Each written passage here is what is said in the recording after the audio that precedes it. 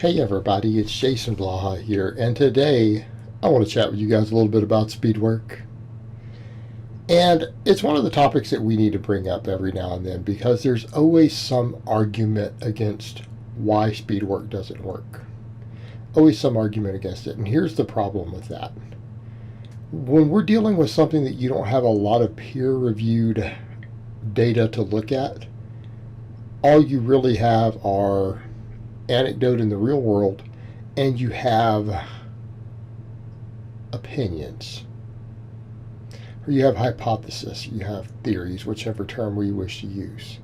We can stand here and say, okay, there's something that people are using and it doesn't work because of X or Y, like a chain of logic. Well, the problem we have is that, again, we don't have large amounts of peer-reviewed data on dynamic effort training. Now, we've got enough on compensatory acceleration to say that, yes, compensatory acceleration does seem to have merit to it. Hopefully that's not a point of contention, because the bit of data that's looked at it has found that it even exceeds mind-muscle connection for muscle fiber recruitment and muscle activation. Okay, we know lifting explosively recruits more muscle fibers. Or at least we've registered more on the EMG. More so than concentrating on squeezing and contracting the muscle. It beats it. And that actually works pretty well according to EMGs itself. Right? So there's data to support even the whole bro thing of mind-muscle connection. There's actually evidence to suggest there is something to it in a lab. Fair play. So the data kind of matches the anecdote. The data matches it kind of with compensatory acceleration too. Okay, so if you're going to stand there and say, oh, it doesn't work, and here's the reasons why. I don't care how good of a coach you are or how much of an expert you are, you're going to sound like a effing dumbass. Do you know why? Because it clearly works. There is entirely too much anecdotal evidence in the strength world and strength and conditioning circles and elite sports and everything else, not just powerlifting, that shows us that dynamic effort work can be extremely effective.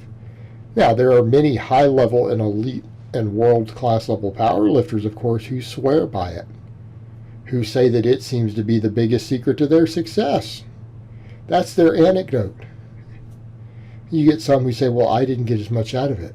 But then you have coaches who are like, well, there's a difference between the guys, how people perform it, who get more out of it than others. It's one factor. And there are other people who are not big fans of it who say, well, there's a reason certain types of people get more out of it than others. This is my theory because it does work ridiculously well for a lot of people. And they have to admit that. And they have alternative explanations as to why it works for some people and it doesn't work for others. And when I say works for, meaning you get bigger and stronger and more powerful from doing it, right? It gives you the desired result. What's our result? We want to be stronger and we want to have more power. Okay, if it gives you the ability to do that, it worked.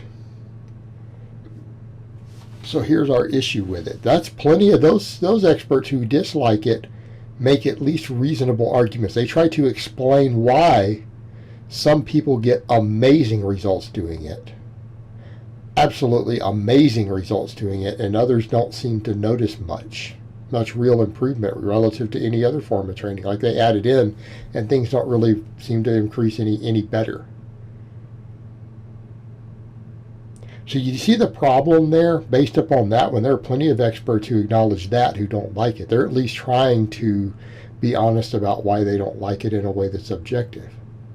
When you say it doesn't work, when clearly it works for a very large number of people, demonstratably, you don't know what you're talking about. And at that point, I don't care how many powerlifting meets you've won. I don't care that you're a successful coach. You are saying something that is provably false.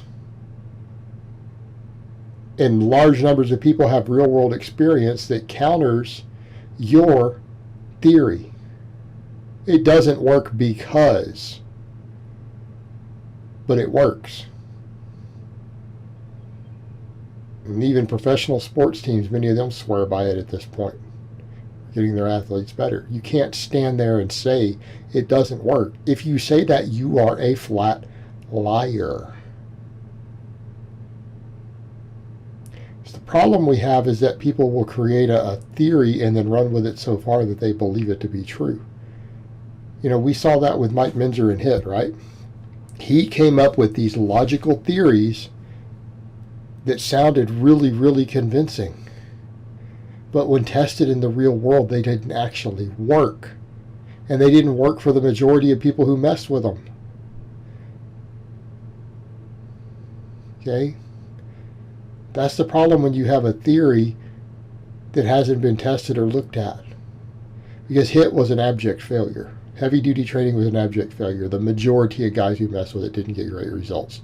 And those who did, incidentally, used very copious amounts of drugs and had enormous numbers of injuries. Thus, even though they won, as far as bodybuilding goes, they got hurt a lot more than they should have. And there's a point that's got to be reached with that to where people realize that when enough stuff is in someone's body, if they just train hard, irrespective of how they get there, they're probably going to get really, really jacked. Okay. But his theories were not sound. They were just theories. Well, it's the same thing when we look at something like, well, it doesn't work. Because, well, it does work, though.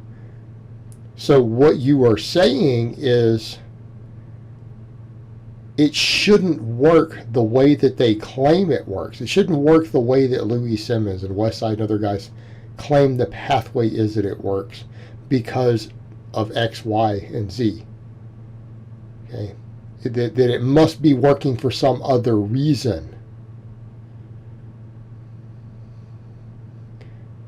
It must be working for some other reason because in my theory it shouldn't work based upon that logic, based upon my chain of logic. Okay, at least you would have that. That would be honest. But if you say it doesn't work, you're a liar. And provably so. Maybe not an intentional liar, I guess. But you're definitely being deceptive because it works. It works very well. Now, largely what you see are guys like Louis Simmons who will discuss a lot of it having to do with, again, learning to explode. The total amount of time that you can exert maximum force, right? And practicing exerting maximum force in an environment that lets us train more volume than max effort work does. Okay. And he feels it makes you faster and more explosive. Now, I think it does. I think it does to some extent. I don't think that he's wrong there. But a whole lot of the merit of it comes from the other end of it. Learning to be able to strain and push maximally as hard as you can for way more volume than you can on a 1 rep max because you're trying to exert the same amount of force. Okay. We also get the practicing the first reps, which again they acknowledge, even at places like Westside, they acknowledge that. Yeah, there's a lot of truth to that too. You're practicing setting up. You're practicing bracing, getting tight over and over and over. Because you might be doing 6 to 12 sets of speed work instead of 1 or 2 really heavy singles, maybe 3. Get way more practice and you can recover from it better. Then we come over to the hypertrophic component. Okay. We have the hypertrophic component. It's been one of the big things debunking the effective rep theory. That again, we come over to compensatory acceleration and EMGs. Exploding hard seems to create stimulating reps, potentially stimulating reps when we're not even close to failure. Well, if you're doing 10 sets of 3 on a speed lift with maximum force, if you really are moving it fast and explosively, and not just doing slow reps, calling it fast, you're talking about up to potentially 30 effective reps. It's like doing several sets to failure if we want to work out that hypothesis. So there's other stuff at play here, a lot of other stuff at play. But you can't dispel the fact that something works because you have a hypothesis as to why you don't think that it should work. Because it clearly does. That's the problem. You see, you've got a problem.